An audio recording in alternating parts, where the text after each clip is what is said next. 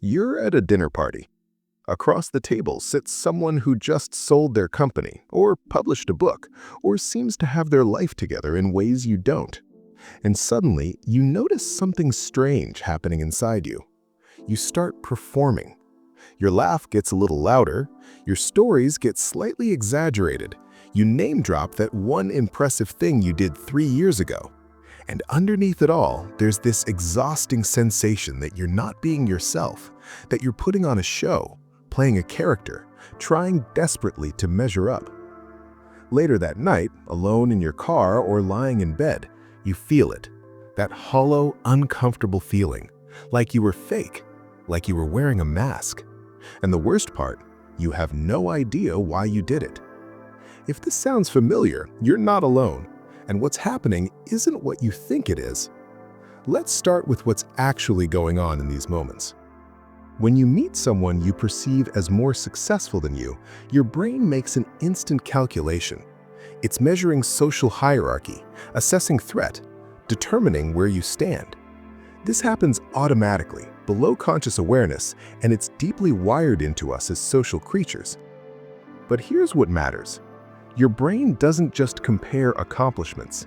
It compares your entire sense of self against what you imagine their sense of self must be. And this is where things get complicated. Because if your self-worth is conditional, if it's based on achievement, status, or how you think others see you, then meeting successful people becomes a mirror that shows you all the ways you feel you don't measure up. Your brain perceives a gap, and that gap feels dangerous. So, you compensate. You perform. You try to close that gap by presenting a version of yourself that seems more impressive, more accomplished, more worthy of being in the room. It's not that you're lying exactly, you're just selecting, curating, highlighting certain parts while hiding others. And it feels fake because it is fake. Not in the sense that you're making things up, but in the sense that you're not letting yourself just be. Now, here's what this reveals, and it's important. This reaction is a symptom of borrowed self-worth. Let me explain what I mean by that. Most of us were never taught that we have intrinsic value, that we matter simply because we exist. Instead, we learned that our worth comes from external things: grades, approval, achievements, being useful, being liked. We learned to earn our place at the table. So, we built our sense of self on shaky ground. We borrowed our worth from accomplishments, from other people's validation, from comparison. And it worked for a while. We achieved things, people praised us, and we felt okay about ourselves. But then we meet someone whose achievements dwarf ours, and suddenly that borrowed worth evaporates. We're left feeling exposed, inadequate, scrambling to prove we belong. The performance, the fakeness you feel, is your attempt to re-establish worth in the only way you know how. Through impression management, through proving yourself, through earning the right to exist in that space. And here's the painful truth. You can't perform your way out of this feeling. Because the problem isn't that you haven't impressed them enough. The problem is that you've made their perception of you more important than your own sense of who you are. I want to tell you about someone I knew in college. We'll call him Marcus. Marcus was brilliant, genuinely brilliant. He'd gotten into a top graduate program, published research as an undergrad, the whole thing. But whenever we hung out with professors or anyone he admired, he transformed. He'd start talking about his accomplishments unprompted, steering every conversation back to his achievements. It was uncomfortable to watch because you could see how hard he was working. One night, after a particularly exhausting dinner where he'd barely let anyone else speak, I asked him about it. And he said something I'll never forget. "I just feel like if I stop proving myself for even a second, they'll realize I don't belong here." Marcus didn't feel fake because he was arrogant. He felt fake because he was terrified. His entire sense of worth was balanced on the knife's edge of other people's opinions. Every interaction was an audition. Every moment was a test he might fail. The tragedy is that the more he performed, the less authentic connection he created. The very thing he was doing to secure his place was the thing that isolated him. So what do we do about this? How do we stop feeling fake around people we perceive as more successful? The answer isn't what most people think.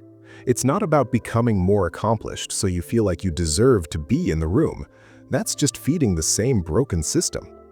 The real shift happens when you start building what I call grounded self-worth. Worth that doesn't fluctuate based on who's in the room with you. And this starts with a simple but profound recognition. You don't need to earn the right to exist as you are.